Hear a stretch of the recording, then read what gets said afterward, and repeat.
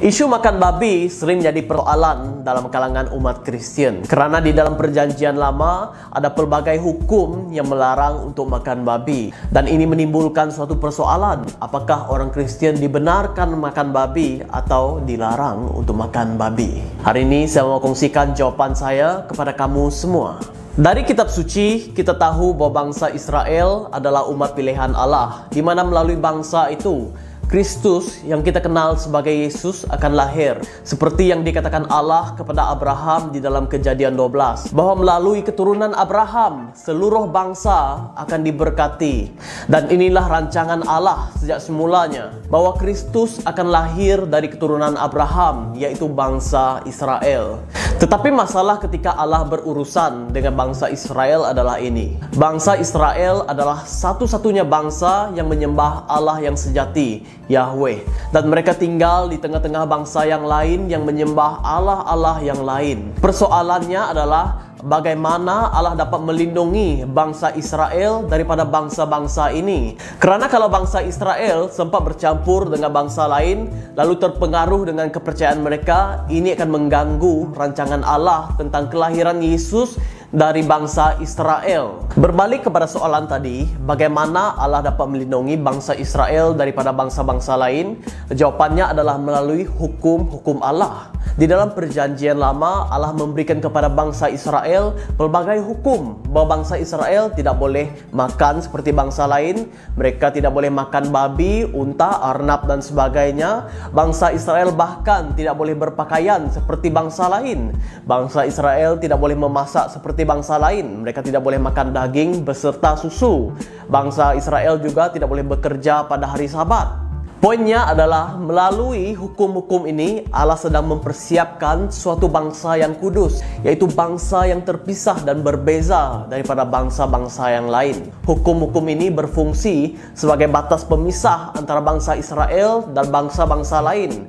Tidak kira apa yang bangsa lain buat, bangsa Israel akan melakukan hal yang berbeza. Dan hal ini adalah demi menggenapi rencana Allah bahwa Kristus harus lahir daripada bangsa Israel. Oleh sebab itu, di dalam perjanjian baru, selepas kelahiran Yesus daripada bangsa Israel, kematiannya di kayu salib, dan kebangkitannya, kita menemukan bahwa hukum-hukum seperti hukum pemakanan sudah tidak berlangsung lagi. Di dalam Kisah Para Rasul 10, di dalam penglihatan Petrus, Allah memperlihatkan kepada Petrus segala binatang yang diharamkan di dalam perjanjian lama. Allah menyuruh Petrus untuk menyembelih dan makan binatang tersebut. Petrus menolak pada mulanya. Petrus berkata bahwa dia tidak pernah makan makanan yang haram. Tetapi apakah respon Allah kepada Petrus? Allah berkata bahwa apa yang sudah dinyatakan halal oleh Allah tidak boleh kamu nyatakan sebagai haram. Dalam kata lain, Allah sudah membenarkan makanan-makanan yang diharamkan di dalam perjanjian lama. Kemudian barulah Petrus mengerti bahwa tidak ada lagi hukum pemakanan yang memisahkan orang Yahudi dan orang bukan Yahudi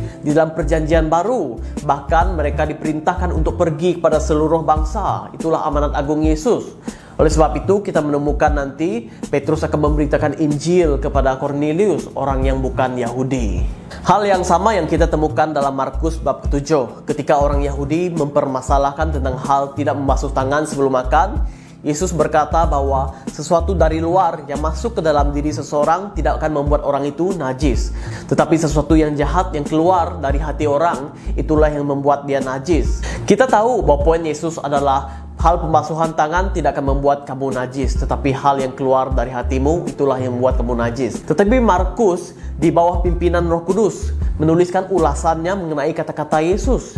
Dia berkata bahwa ketika Yesus berkata demikian, dia sedang menyatakan bahwa semua makanan halal. Jadi di dalam perjanjian baru kita melihat bahwa Allah sendiri membenarkan makanan-makanan yang sudah diharamkan di dalam perjanjian lama.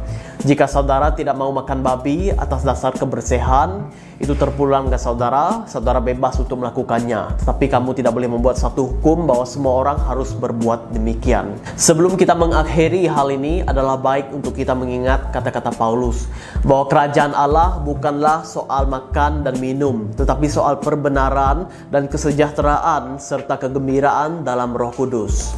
Tuhan Yesus memberkati.